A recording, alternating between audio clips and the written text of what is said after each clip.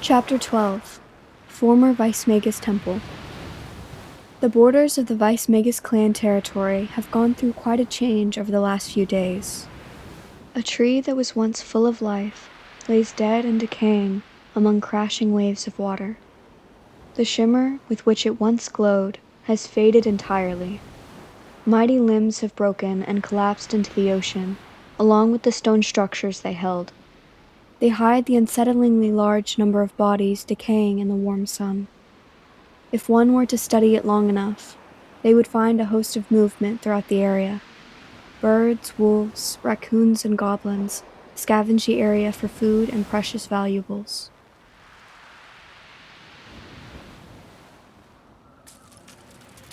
Another item lays at the foot of the dying trunk, a stone structure larger than the others around it. The piece is a big chunk of the 5th floor, the high-ranking mage's quarters. This is the most intact piece. Elsewhere one will only find rubble and sections of wall or ceiling lying about. Sunlight greets the structure, and with it, a young boy whose figure is almost insignificant to the size of this ruin. With little effort, he hoists himself and another onto the elevated floor. The other is much older than him, with a bandaged arm and splinted leg. The boy whips his bob hair to the side with a flick of his head and pulls his friend onto the building floor. "Thank you." Her words are light, almost inaudible, as she faces a long hallway, scarred with black char and dried blood. A rush of emotions hits the old paladin, sparking a flame of passion for justice. It's quickly doused by the reality of where she is, and the memories associated with this building. Something grasps her hand, dissolving the unwanted memories. A small hand reaching for security and comfort. The boy's smile is contagious, however latent with worry it may be, and for a moment this warrior can only be grateful for his presence.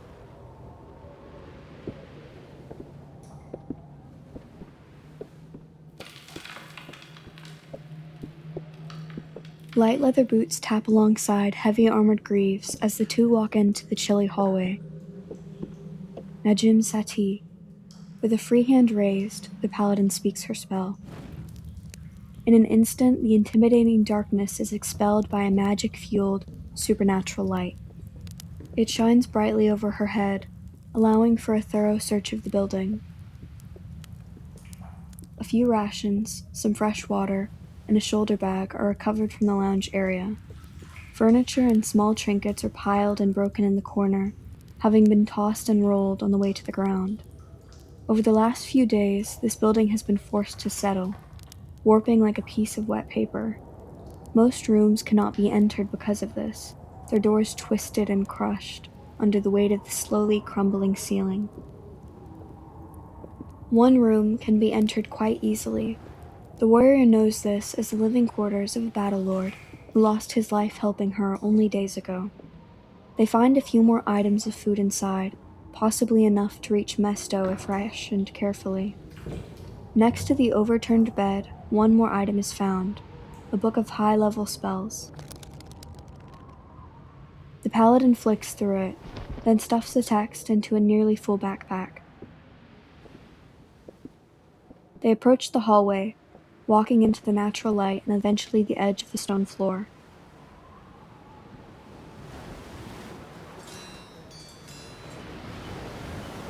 Before them is a sea of rotting branches, crumbling stone, and brown blurs moving in the shadows. It would seem the scavengers of this grave are not content with just the non-living. Small creatures step out from the shadows.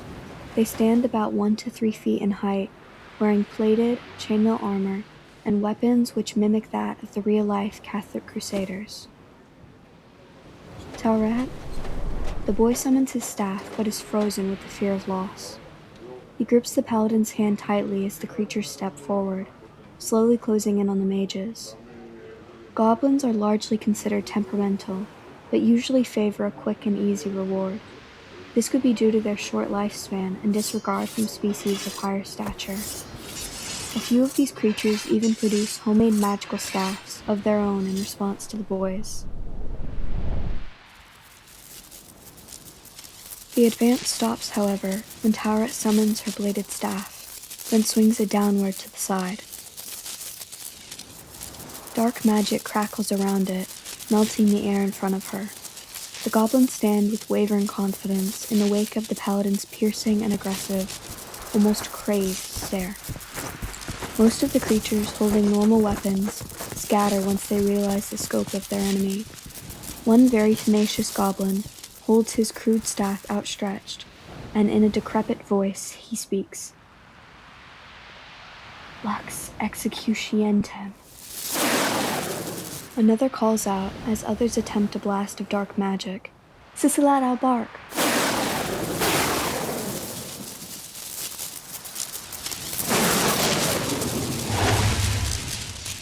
The boy shuts his eyes as light and the fizz of electricity surround him. It swirls and crackles amid the low boom of a heavy swing. Tauret's hand lets go as she steps forward and bats the two dark energy attacks away with a blur of rapid precision. She moves out from a wall of smoke, dark magic popping in the air around her and Corla. The paladin thrusts her staff forward, jamming the tip of her bladed weapon through the chest of a goblin foolish enough to attempt a leaping strike at his enemy. She hides in immense pain from her leg and arm, tapping her staff on the dirt in front of the collapsed structure. Blood drains down the weapon from a slowly dying goblin still clinging to life at the head of Tauret's staff.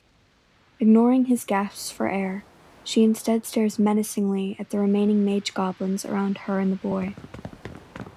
They flee in terror, some dropping their weapons as complete panic sets in.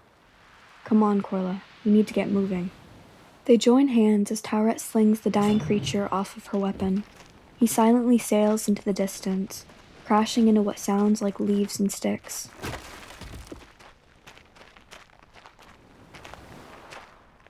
They walk along the same northern path walked by Ahmad, Amalthea, and many other mages wishing to reach the City of Elementals.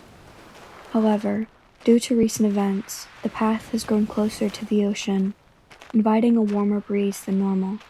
The ocean looks nice. A faint voice rings from the boy who has been silent the majority of the last few days. It does. Tauret responds, unsure of how to proceed in the conversation. At least this path has a nice new view now. She looks to the boy with a bittersweet smile. Me and Ned used to come out here and watch the dwarven ships pass by. Corla replies, looking down at his fidgeting hands. I used to think they were on fire. He pauses, looking up to the paladin as a teethy smile begins to break through his melancholy face. Because of the smoke. This sight warms the paladin, almost silencing her leg, which must rely more and more on her armored splinted boot for support. Tauret is even able to muster a light chuckle as she responds. Their ships are definitely one of a kind. We should buy one, Corla says, perking up slightly while combing a few of his long bangs to the side. Pointing a metal-gloved hand at the boy, she replies with a slight laugh. You can buy one, I'll stay here on land. The two laugh softly, walking through a symphony of blowing leaves and grass.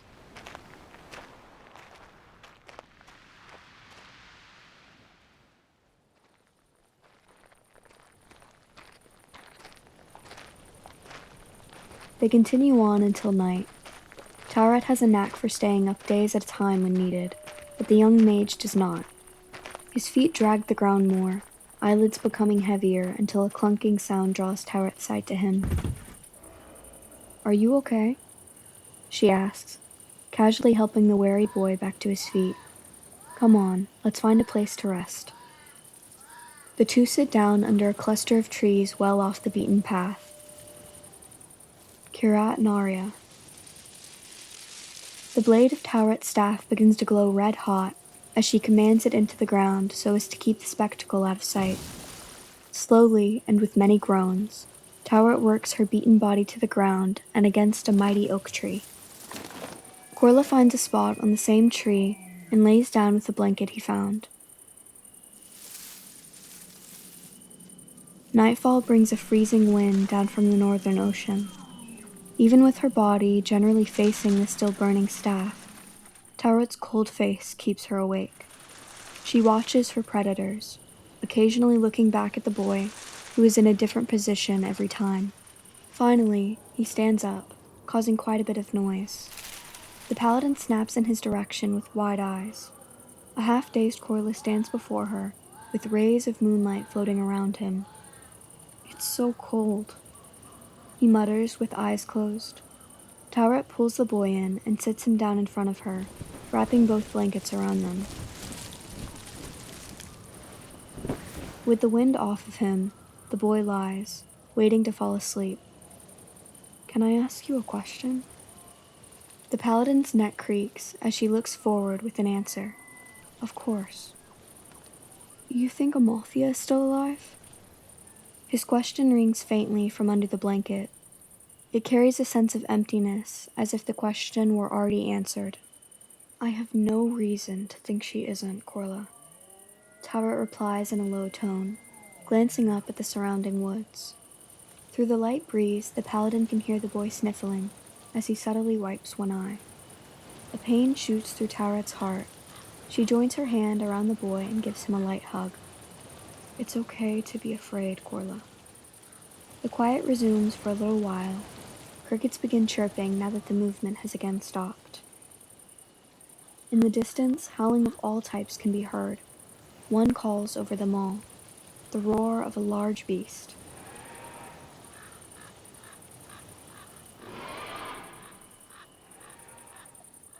Which makes the boy clench Tauret's robes tightly.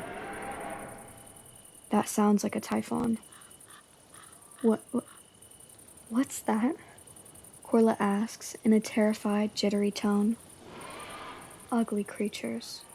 Upper body of a man, lower body of a snake, and sporting 2 large bat wings," Tauret explains, imitating the wings with her hands. "Don't worry, he's miles away. They call out like that from time to mark territory." Corliss' breath slows as he lays back once more, attempting to calm his nerves.